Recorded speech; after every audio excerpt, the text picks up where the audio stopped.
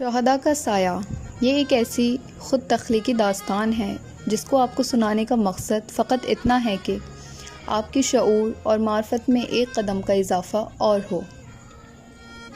داستان کا آغاز کیا جاتا ہے، وہ لڑکی کتنی معصوم اور پیاری ہے، میں نے کتنی ہی لڑکیوں سے بات چیت کی ہے اور کتنی ہی لڑکیاں اب بھی میری دوست ہیں، مگر وہ سب سے الگ ہے، سب سے مختلف ہے۔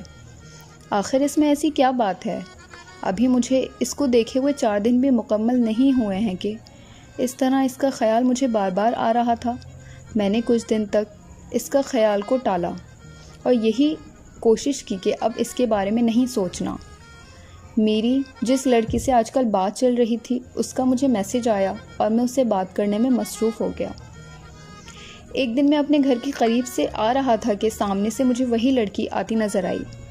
اس کی نظریں جھکی ہوئی تھیں اور اس نے بہت مضبوطی کے ساتھ کسی چیز کو اپنے سینے سے لگایا ہوا تھا۔ مجھے ایسا محسوس ہو رہا تھا کہ وہ قرآن ہے۔ میں زیادہ دیر اس کی طرف دیکھ نہ سکا۔ میری نظریں اسے ایک مرتبہ دیکھ کر اس طرح جھک گئیں کہ جیسے میرا سر کسی نے جھکا دیا ہو۔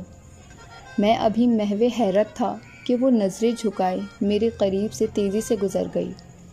میں 19 سال کا وہ جوان تھا جو لڑکیوں کو ٹک ٹکی باندھے بس دیکھتا رہتا تھا، مگر میں حیران اس بات سے تھا کہ آخر اس لڑکی میں ایسی کیا بات ہے کہ ایک تو وہ خود نظر نہیں اٹھاتی، ادھر ادھر دیکھنے کی زحمت نہیں کرتی اور الٹا اس شخص کا بھی سر جھک جائے جو اس کو دیکھنا چاہے۔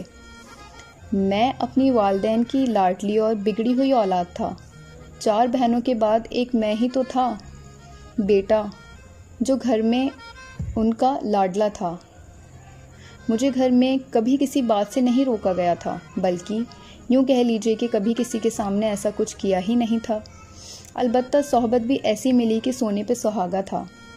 پہلے تو پھر بھی چھوٹا تھا تو والدین کی بات مان لیا کرتا تھا، لیکن اس 2-3 سال کے عرصے میں مجال ہے کہ مجھے کوئی بات کہہ دے۔ آخر میں جوان ہو رہا تھا اور اپنی مرضی سے زندگی گزارنا چاہتا تھا۔ اپنی مرضی سے زندگی گزارنا یعنی خراب کر دینا چاہتا تھا۔ میرا جو اپنی مرضی سے زندگی گزارنا تھا یعنی میں جو چاہے برائی کروں اور مجھے کوئی روکے ٹوکے نہ۔ اب تک بہت سی برائیاں تھیں جو مجھ میں پائی جاتی تھیں، جیسے پہلے دوستوں میں بہادر اور نڈر بننے کے لیے میں نے سگریٹ پینی شروع کر دی تاکہ میرے دوست کہیں مجھے کسی سے کم نہ سمجھیں۔ پھر اس کے بعد میں نے سگریٹ میں نشہ ملا کر بھی پینے لگا۔ پہل تو میری طبیعت بہت خراب رہنے لگی اور مجھے سگریٹ پیتے ہوئے آدھے سال سے زیادہ ہو چکا تھا، تو پھر میں نے اسے خود ہی کم کر دی۔ اس کے علاوہ ہم دوستوں میں اس کو اہمیت دی جاتی تھی کہ جس کی سب سے زیادہ دوست لڑکیاں ہوں۔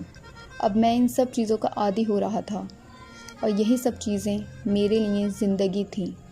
والدین نے مجھے قرآن کے درس کے لیے بھی بھیجنا چاہا تھا، مگر میرا وہاں دل نہیں لگتا تھا اور میں اپنا قرآن مکمل نہیں کر پایا تھا، کیونکہ اب زندگی کو جینے کا لطف آ رہا تھا۔ اس لیے نماز روزے جیسی مشقتوں میں پڑھنا نہیں چاہتا تھا۔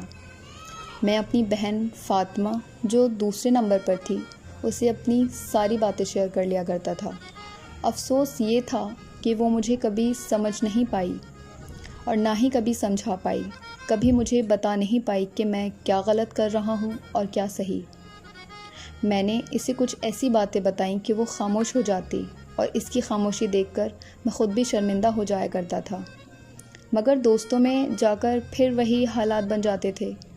میری بہن فاطمہ اکثر مجھے تنگ کرتی تھی کہ آخر کتنی بھابیاں لے کر آئیں گے، آبان بھائی اجازت صرف 4 کی ہے، ان باقی لڑکیوں کو دھوکے میں مت رکھیں، اور میں بس ہنس کر ٹال دیا کرتا تھا۔ میں نے اس لڑکی کے بارے میں بھی ذکر کیا، لیکن فاطمہ نے میری باتوں کو سنجیدگی سے نہیں لیا اور کہا، دیکھو بھائی، آج کل سوشل میڈیا کا زمانہ ہے، اس کا نمبر کہیں سے لے لو یا فیس بک پر رابطہ کر لو اور پوچھ لو۔ لیکن میں اپنی بہن کو کیسے سمجھاتا کہ وہ لڑکی باقی لڑکیوں سے بالکل الگ تھی۔ پھر میں نے کچھ نہیں کہا اور خاموش ہو گیا اور سوچنے لگا کہ اب اس لڑکی کو دیکھے ہوئے کافی دن ہو گئے تھے اور وہ لڑکی کہیں سے گزرتی بھی دکھائی نہیں دے رہی تھی۔ میں بھی ایک طرف سے بھلا ہی چکا تھا اس لڑکی کے معاملے کو کہ ایک دن اسے دوبارہ سامنے دیکھا۔ پہلے تو میں پہچان ہی نہیں سکا، ایک لمبی سی چادر اوڑھے ہوئی تھی اور چادر اس کے قدموں سے لگ رہی تھی۔ پہلے بھی وہ مکمل ڈھک کر ہی رہتی تھی، مگر آج تو لگ رہا تھا کہ مانو اس نے چادر میں خود کو چھپا رکھا ہو۔ لیکن انداز وہی تھا، قرآن کو سینے سے لگائے اور نظریں جھکائے گزر رہی تھی۔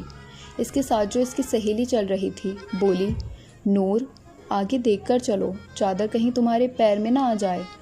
اور وہ اسی طرح خاموشی سے چلتی رہی اور کچھ نہ بولی۔ میں نظریں جھکائے ہوئے تھا اور ایک عجیب سا پاکیزہ احساس ہوتا تھا اسے دیکھ کر۔